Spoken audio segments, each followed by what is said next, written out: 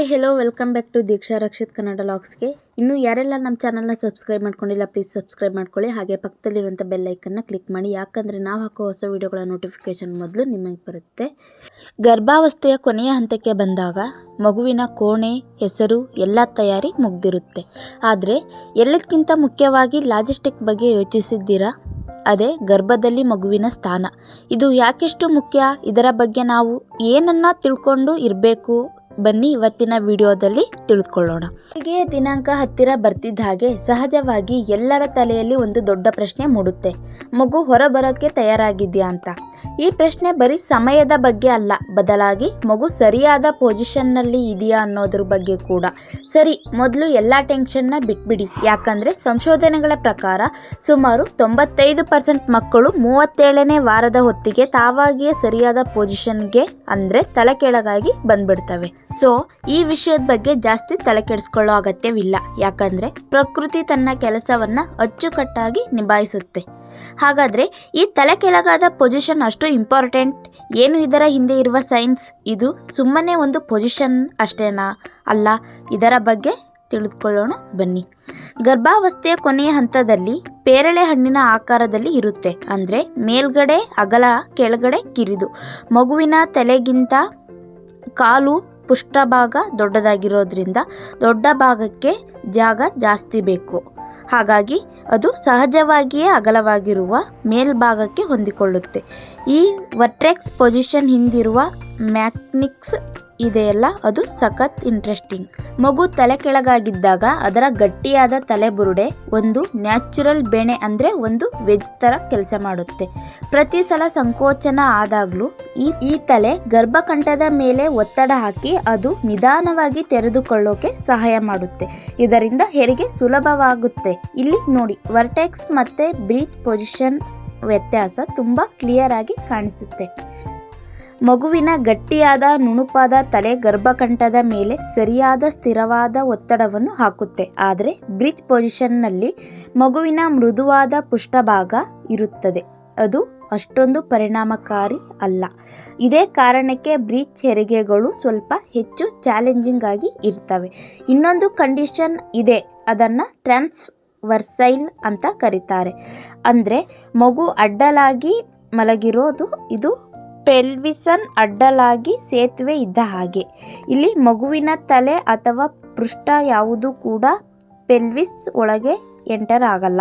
ಹಾಗಾಗಿ ನಾರ್ಮಲ್ ಹೆರಿಗೆ ಮೆಡಿಕಲಿ ಸಾಧ್ಯವೇ ಇಲ್ಲ. ಇಂತಹ ಸಂದರ್ಭದಲ್ಲಿ ಸುರಕ್ಷತೆಗಾಗಿ ಸಿ-ಸೆಕ್ಷನ್ ಮಾಡಬೇಕಾಗುತ್ತೆ. ಸರಿ, ಈಗೊಂದು ಸಾಮಾನ್ಯವಾದ ಪ್ರಶ್ನೆ.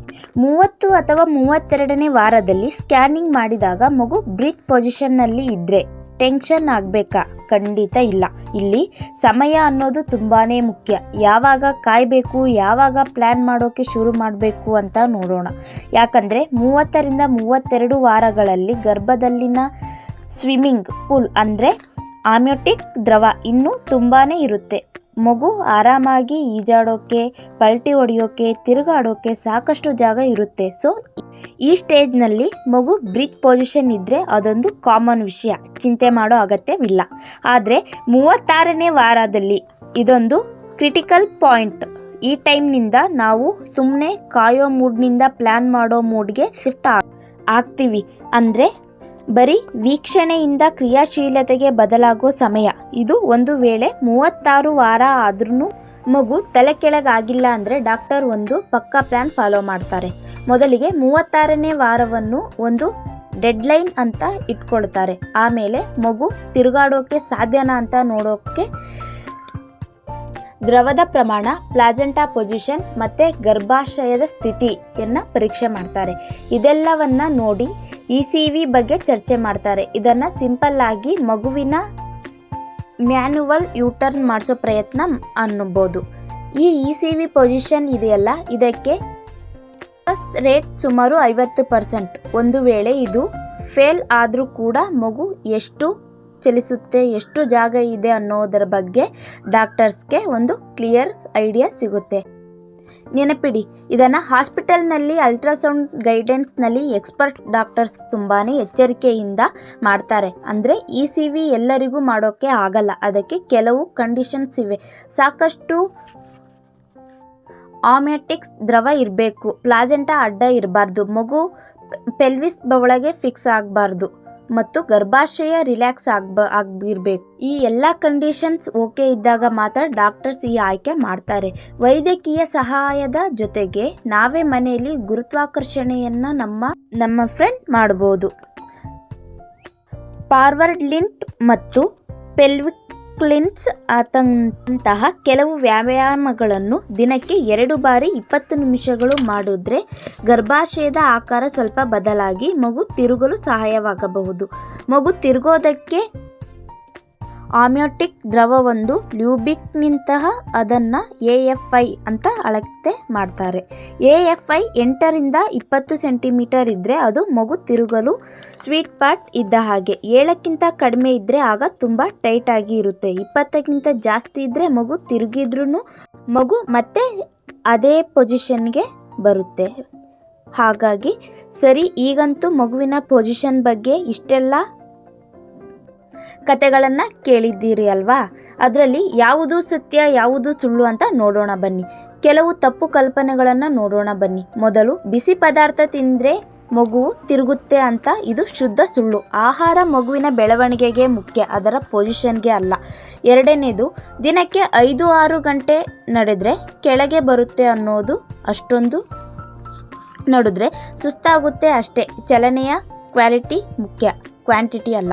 ಕೊನೆಯದಾಗಿ, ಬರೀ ಎಡಭಾಗದಲ್ಲಿ ಮಲಗಿದರೆ ಬ್ರೀಚ್ ಆಗಲ್ಲ ಅನ್ನೋದು. ಎಡಭಾಗಕ್ಕೆ ಮಲಗಿದರೆ ರಕ್ತ ಸಂಚಾರ ಒಳ್ಳೆಯದು ನಿಜ, ಆದರೆ ಅದು ಮಗುವಿನ ಪೊಸಿಷನ್ ಡಿಸೈಡ್ ಮಾಡಲ್ಲ. ಈಗ ನಾವು ಮಾತಾಡೋ ವಿಷಯ ತುಂಬ ಸೀರಿಯಸ್ ಮತ್ತು ಇಂಪಾರ್ಟೆಂಟ್. ಒಂದು ವೇಳೆ ಮಗು ಬ್ರೀಚ್ ಅಥವಾ ಟ್ರಾನ್ಸ್ಪರ್ಟ್ ಪೊಸಿಷನ್ನಲ್ಲಿ ಇದ್ದರೆ ಅಂತ ಗೊತ್ತಾದರೆ ಕೆಲವು ಸೇಫ್ಟಿ ರೂಲ್ಸ್ ಬಗ್ಗೆ ತಿಳ್ಕೊಳ್ಳೋಣ. ಯಾವ ಸಿಚುವೇಶನ್ನಲ್ಲಿ ತಕ್ಷಣ ಡಾಕ್ಟರ್ ಸಲಹೆ ತಗೋಬೇಕು? ಒಂದು ವೇಳೆ ನೀರು ಒಡೆದು ರಭಸವಾಗಿ ಹೊರಬಂದರೆ ತಕ್ಷಣ ಮಲ್ಕೊಂಡು ಹಾಸ್ಪಿಟಲ್ಗೆ ಹೋಗಬೇಕು. ಯಾಕಂದರೆ ಮಗುವಿಗಿಂತ ಮುಂಚೆ ಹೊಕ್ಕುಳ ಬಳ್ಳಿ ಜಾರಿ ಬರೋ ಅಂದರೆ ಕಾನ್ಸ್ಪೊಲಸ್ಟ್ ಆಗೋ ರಿಸ್ಕ್ ಇರುತ್ತೆ. ಇದು ಮೆಡಿಕಲ್ ಎಮರ್ಜೆನ್ಸಿ. ಹಾಗೆಯೇ ಮಗುವಿನ ಚಲನೆ ಕಡಿಮೆ ಆದರೆ ಅಥವಾ ಮೇಲ್ಹೊಟ್ಟೆಯಲ್ಲಿ ನಿರಂತರ ನೋವು ಜೊತೆಗೆ ದೃಷ್ಟಿ ಮಂಜಾದರೆ ತಕ್ಷಣವೇ ವೈದ್ಯರನ್ನು ಸಂಪರ್ಕಿಸಬೇಕು. ಹಾಗಿದ್ರೆ ಈ ಎಲ್ಲ ಪ್ರಯತ್ನ, ಎಲ್ಲ ಮಾಹಿತಿಯ ಅಂತಿಮ ಗುರಿ ಏನು? ಅದು ಯಾವುದು? ಒಂದು ನಿರ್ದಿಷ್ಟ ರೀತಿಯ ಹೆರಿಗೆ ಅಲ್ಲ, ಬದಲಿಗೆ ಒಂದು ಸುರಕ್ಷತೆಯ ಹೆರಿಗೆ. ನಮ್ಮ ಪ್ರಮಾಣದ ಕೊನೆಯ ಗುರಿಯನ್ನು ಸರಿಯಾಗಿ ಅರ್ಥ ಮಾಡ್ಕೋಬೇಕು. ನೋಡಿ, ಇವತ್ತಿನ ಆಧುನಿಕ ವೈದ್ಯಕೀಯ ಜಗತ್ತಿನಲ್ಲಿ ಒಂದು ವೇಳೆ ಮಗು ತಿರುಗಲಿಲ್ಲ ಅಂತ ಅಂದರೆ ಪ್ಲ್ಯಾನ್ ಮಾಡಿ ಮಾಡೋ C-ಸೆಕ್ಷನ್ ಅನ್ನೋದು ತುಂಬಾ ಸೇಫ್ ಮತ್ತು ಕಂಟ್ರೋಲ್ಡ್ ವಿಧಾನ. ಕಷ್ಟಕರವಾದ ಬ್ರೀಚ್ ಹೆರಿಗೆಯ ರಿಸ್ಕ್ ತಗೊಳ್ಳೋದಕ್ಕಿಂತ ಇದು ಎಷ್ಟೋ ಒಳ್ಳೆಯದು. ನೋಡಿದ್ರಲ್ಲ, ಇವತ್ತಿನ ಬ್ರೀತ್ ಪೊಸಿಷನ್ ಹೇಗೆ, ಏನು ಅಂತ ಎಲ್ಲ ಮಾಹಿತಿನೂ ನಾನು ನಿಮಗೆ ವಿವರವಾಗಿ ತಿಳಿಸಿದ್ದೇನೆ. ಇನ್ನು ಯಾರೆಲ್ಲ ನಮ್ಮ ಚಾನಲ್ನ ಸಬ್ಸ್ಕ್ರೈಬ್ ಮಾಡ್ಕೊಂಡಿಲ್ಲ, ಪ್ಲೀಸ್ ಸಬ್ಸ್ಕ್ರೈಬ್ ಮಾಡ್ಕೊಳ್ಳಿ. ಹಾಗೆ ಪಕ್ಕದಲ್ಲಿರುವಂಥ ಬೆಲ್ ಐಕನ್ನ ಕ್ಲಿಕ್ ಮಾಡಿ, ಯಾಕಂದರೆ ನಾವು ಹಾಕೋ ಹೊಸ ವಿಡಿಯೋಗಳ ನೋಟಿಫಿಕೇಷನ್ ಮೊದಲು ನಿಮಗೆ ಬರುತ್ತೆ. ಯಾರೆಲ್ಲ ನಿಮ್ಮ ಫ್ರೆಂಡ್ಸ್ ಪ್ರೆಗ್ನೆಂಟ್ ಇದ್ದಾರೆ ಅವರಿಗೆಲ್ಲ ಈ ವಿಡಿಯೋನ ಶೇರ್ ಮಾಡಿ. Thank you for watching.